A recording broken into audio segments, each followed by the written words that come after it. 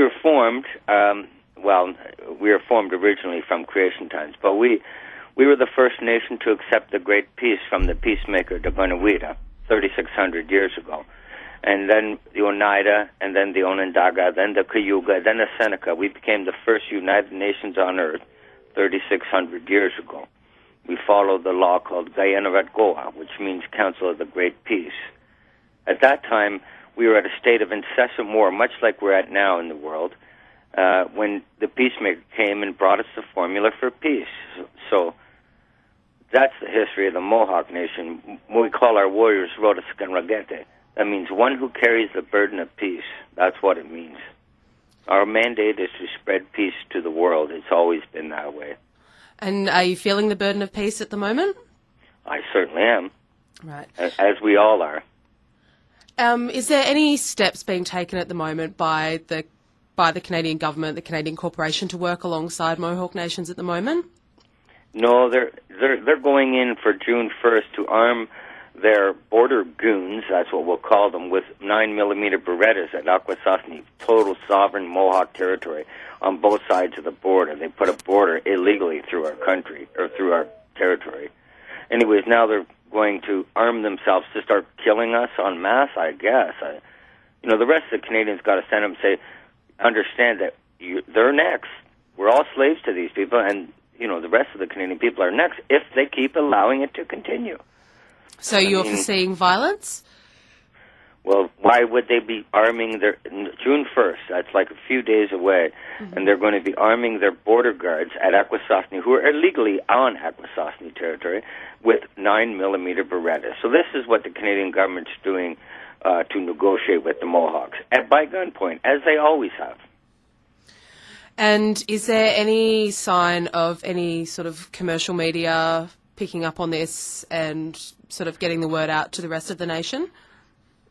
No, they'll just be misinforming everyone, and always it'll be like that. Everything you read in the newspaper or hear on TV or radio is designed, all of it, for a reason. I mean, everything you hear is screened, and you're hearing it for a reason. So anything you hear on the corporate media, understand that. I mean, no coverage on that. One of the things which I've been sort of reading historically is that the Indian Act provided a model for the South African apartheid regime, and all this sort of colonial, or this institution of Canada, or the Corporation of Canada, sort of segregating Aboriginal peoples in status, non-status, and corralling them on reservations. To what extent is the Indian Act a source of a lot of the problems taking place with neo-colonialism against the Mohawk Nation and Aboriginal peoples, and is getting rid of the Indian Act, and could that be a basis of the Aboriginal peoples finally affirming their sense of rights, human dignity, and sense of sovereignty as people in the world, and in Canada specifically? Do you think that the getting rid of the Indian Act would be a basis of moving things forward, or what's your thoughts on that? Well, the Indian Advancement Act of 1924 is the act you're referring to. It was authored by Duncan Campbell Scott. At that time, he was the Minister of Indian Affairs in Canada, the most powerful person in Canada in all colonial times. So in 1923, we sent over Descahe, one of the 50 chiefs of the Confederacy, Cayuga.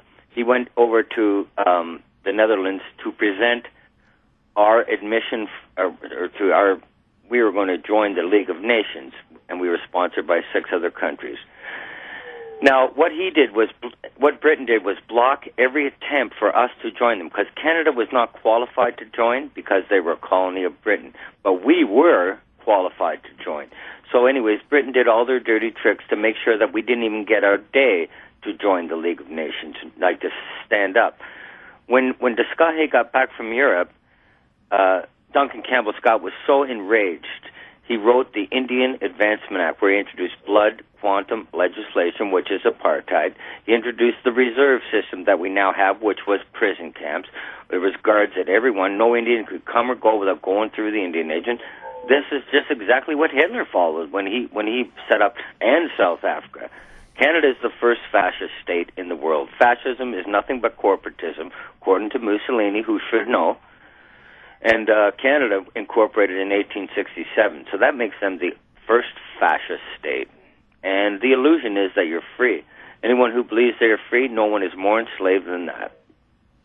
Well, definitely, those are wise words and a sort of an insight which most Canadians are completely unaware of. And we at AVR here, 95.7 FM Ottawa, are grateful for you taking the time to share these ideas with many people who are unfamiliar with the whole critical context of the Mohawk Nation and their continuing oppression in spite of so-called rapprochement has been expressed through the corporate media. And perhaps I was wondering if you could be able to share that your blog and your website information so that people who are listening to this AVR program could on counterculture could be able to perhaps get on your email list, read more about your ideas, and get some of these wise words after they listen to the show. So would you be able to do that? Or?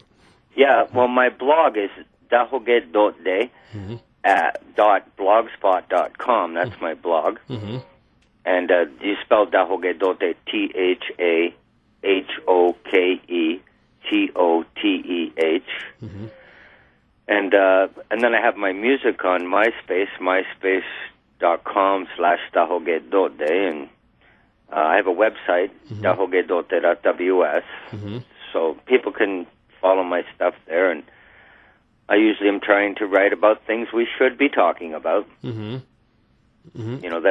That affect us all. Mm-hmm. And I know from experience from being on your email list that your thoughts that you express are very wise, insightful, and definitely not the type of insights that we get from the sort of the commercial media today. So I invite everybody listening to this program to definitely get on your email list and read what you have to say, and hopefully we can start, moving forward and redressing these rights as a country from nation to nation, and because many Canadians, if it wasn't for the Mohawk Nation, there wouldn't be a Canada, because the Mohawk Nation was there to defend Canada strategically as a strategic alliance, and the type of atrocities going against the Mohawk Nation as a leading participant in the historical struggles for Canada is definitely very disturbing to any Canadians who are concerned about social justice,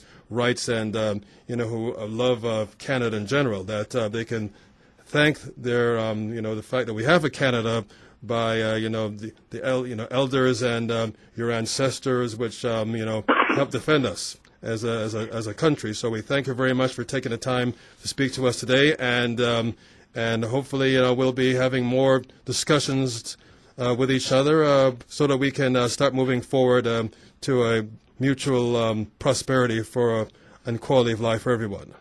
So thank you very much. Thank you. Thank you very much. Okay, thank you, and take care then. Thank you. You too. Thank you. Bye. Thank you. Bye.